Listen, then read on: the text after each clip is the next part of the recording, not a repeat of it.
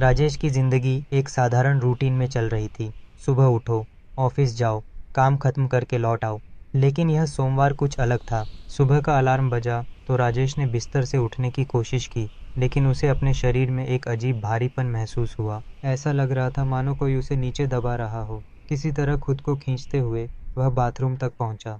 आईने में जैसे ही उसने अपनी शक्ल देखी, उसे झटका लगा। उसकी आंखें लाल थीं, जैसे उसने कई दिनों से सोया न हो। उसने अपने चेहरे पर पानी मारा और सोचा कि शायद यह सिर्फ थकावट का असर है। लेकिन जैसे ही उसने तौलिया उठाया, उसे ऐसा महसूस हुआ कि उसके पीछे कोई खड़ा है। उसने तुरंत पलटकर देखा। कमरे में कोई नहीं था, लेकिन उसका दिल तेजी से धड़कने लगा।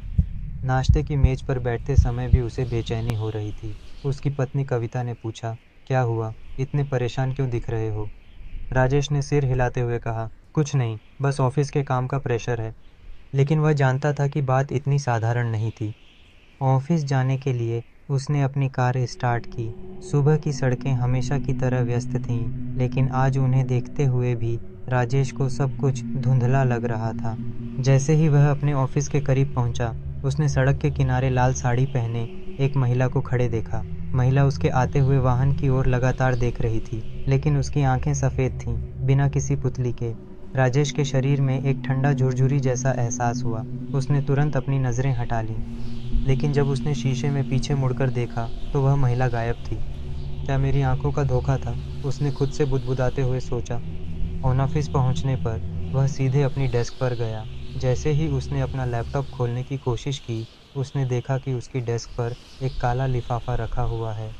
लिफाफा साधारण था, लेकिन उस पर कोई नाम या पता नहीं लिखा था। उसे खोलते ही उसकी आंखें चौंधिया गईं। लिफाफे के अंदर एक पर्चा था जो खून से सना हुआ था। उस पर लिखा था, यह सोमवार तुम्हारा आखिरी है। पूरे दिन राजेश खुद को असामान्य महसूस कर रहा था। ऑफिस में हर चीज़ अजीब लग रही थी।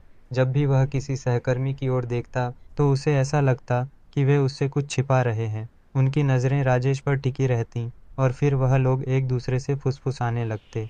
दोपहर के समय उसने अपने लैपटॉप पर काम करना शुरू किया। अचानक स्क्रीन पर एक संदेश दिखाई दिया, तुम बच नहीं सकते। राजेश ने घबराकर कंप्यूटर बंद कर दिया। उसने चारों ओर देखा, लेकिन किसी ने ध्यान नहीं दिया। शाम को ऑफिस से निकलते समय वह लिफ्ट का इस्तेमाल कर रहा था। जैसे ही वह लिफ्ट में घुसा, उसे लगा कि उसके साथ कोई और भी खड़ा है। लेकिन जब उसने चारों तरफ देखा तो वहाँ कोई नहीं था। तभी लिफ्ट अचानक रुक गई। लिफ्ट की लाइट्स बंद हो गईं। अंधेरे में उसने एक हल्की हंसी सुनी। यह हंसी किसी महिला की थी। कौन है? राजेश ने डरते हुए पूछा, लेकिन जवाब में सिर्फ वही हंसी सुनाई दी। कुछ मिनट बाद लिफ्ट अपने आप चालू हो गई। जब वह नीचे पहुंचा तो उसका चेहरा सफ़ेद पड़ चुका था।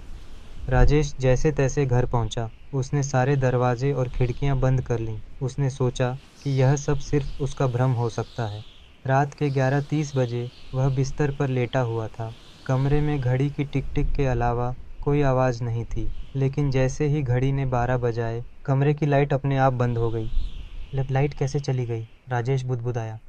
वह टॉर्च लेने के लिए उठा। जैसे ही उसने टॉर्च चालू की, कमरे के कोने में उसे लाल साड़ी वाली वही महिला खड़ी नजर आई। उसकी आंखें सफ़ेद थीं और वह धीरे धीरे राजेश की ओर बढ़ रही थी। राजेश चिल्लाने की कोशिश कर रहा था, लेकिन उसकी आवाज़ बंद हो गई थी। महिला ने अपनी डरावनी आवाज़ में कहा, तुमने मेरी मौत का मजाक बनाया था, अब तुम्हारी बारी है।